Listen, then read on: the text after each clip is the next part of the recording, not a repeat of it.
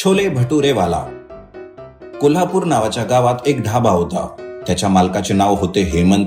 त्याच्या ढाब्यावर तोच स्वयंपाक करायचा. जेवणाची चव चांगली असल्यामुळे गावकरी तिथे नेहमी यायचे. कमाई चांगली होत असल्यामुळे हेमंतला हळूहळू घमंड येऊ लागला. त्याच्या ढाब्यावर त्याने बनविलेले छोले भटुरे स्पेशल असल्यामुळे नेहमी तो त्याचे भाव वाढवत असायचा. एके दिवशी एक ग्राहक, "अरे हेमंत, तू प्रत्येक महिन्याला छोले भटुरेचा भाव वाढवतोस. असे कसे करतोयस तू? असेच राहणार तर मग आम्ही तुझ्या ढाब्यावर कसे येणार?" "कसे येणार म्हणजे? पायी या किंवा रांगत या, तुमची मर्जी. प्रत्येक महिन्याला तेल आणि पिठाचे भाव सुद्धा वाढत आहेत. मग मी काय करू? मर्जी असेल तर या आणि खा, नाहीतर नका येऊ. पण इथे येऊन असे फालतूचे नका बोलू." कोल्हापूरच्या डोंगरावर एका गुहेमध्ये चोरांची एक टोळी होती. त्या टोळीच्या प्रमुखाचे नाव होते बबन. बबनला खाण्याची फार आवड होती. त्या गुहेमध्ये एका स्पेशल स्वयंपाकाला जेवण बनवण्यासाठी त्यांनी ठेवले होते. बबनला त्याने बनवलेले जेवण आवडत नसायचे. एक दिवस स्वयंपाकाने छोले भटुरे बनवले. ते खाऊन बबन, "छी छी छी, हे असे असतात का छोले भटुरे? तुला मांसाहारी स्वयंपाक येत नसल्यामुळे मी तुझ्यासाठी शाकाहारी झालो आणि शाकाहारी जेवण करायला लागलो आणि तू शाकाहारी सुद्धा बेकार बनवतोयस, नालायक कुठला." "सरदार, मी तुमच्या समोर हात जोडतो. तुमच्या आवडीचे जेवण मी नाही बनवू शकत. मी काय, या जगात दुसरा कोणीच तुमच्या आवडीचे जेवण नाही बनवू शकत. तुम्ही दुसऱ्याला ठेवू शकता." असे म्हणून हात जोडले. "ए गप्पा बस, सरदारला उलट उत्तर देतोयस? सरदार स्विगी किंवा उबर ऍप मधून ऑर्डर देऊन जेवण करू शकतात. ते फक्त गुहेचा कुणाला पत्ता लागला नाही पाहिजे म्हणून ऑर्डर नाही करत. सरदार, तुम्ही काळजी करू नका. आपल्या गावच्या हेमंतचे छोले भटुरे फार फेमस आहेत. मी तिथून पार्सल घेऊन येतो, मग तुम्ही ते खा."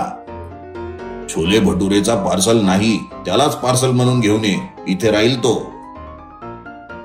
अशा प्रकारे चोरांनी हेमंतला पकडले आणि एका लाठीला त्याचे हात पाय बांधून एका प्राण्याप्रमाणे त्याला घेऊन आले. "अरे हेमंत, ऐक, आता तूच या गुहेचा मुख्य स्वयंपाकी आहेस. जेवण जर चवदार नसेल तर मी तुला सरळ उचलून चुलीत फेकून देईल." त्याने अशी चेतावणी दिली. हेमंत स्वयंपाक बनवू लागला. त्या सगळ्यांना छोले भटुरे बनवून देऊ लागला. ते खाऊन बबन, "शाब्बास हेमंत, आजपासून मी दिवसातून 3 वेळा फक्त छोले भटुरे खाणार.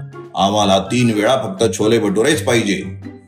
असेच एक दिवस छोले भटुरे बनवत असताना हेमंत, "या सगळ्यांसाठी 3 वेळा छोले भटुरे बनवून मी त्रासून गेलोय. पीठ मळून मळून तर माझे हात दुखत आहेत. असे खातात ना जसे कधी काही खाल्लेच नाही. वरती मला खायला काहीच शिल्लक ठेवत नाहीत. अरे देवा, ही माझी काय हालत झाली आहे. काहीतरी उपाय करून इथून पळून गेले पाहिजे." असे तो विचार करतो. नंतर तो छोलेमध्ये जुलाबची औषधी टाकतो. सगळे चोर मजेत खाऊ लागतात. थोड्या वेळाने चोर आणि बबनने पोट पकडले. "सरदार, पोटात फार गडबड सुरू झाली आहे. हाय रे, माझ्या सुद्धा पोटात गडबड झाली आहे सरदार." "हो हो, मला पण असेच होत आहे. थांबा, एक एक करून बाथरूमला जाऊन येऊ." अशा प्रकारे ते बाथरूमच्या बाहेर रांगेत उभे झाले. एका पाठोपाठ ते बाथरूमला जाऊ लागलेत. संधीचा फायदा घेत हेमंत तिथून पळून जातो. हे बघून चोर त्याचा पाठलाग करू लागले.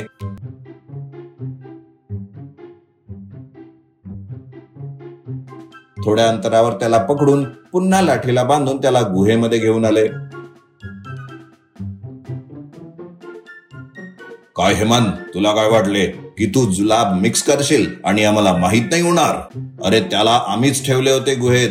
प्रत्येक महिन्याला आम्ही त्याला नेहमी घेऊन येतो आणि आम्ही खाऊन सुद्धा त्याचा परिणाम नाही झाला. वाईट वाटेल ना? अरे तू इथून वाचून कुठेच जाऊ शकत नाही. जीवनभर या गुहेतच तुला राहावे लागणार." मग काय, हेमंत चक्कर येऊन खाली पडला.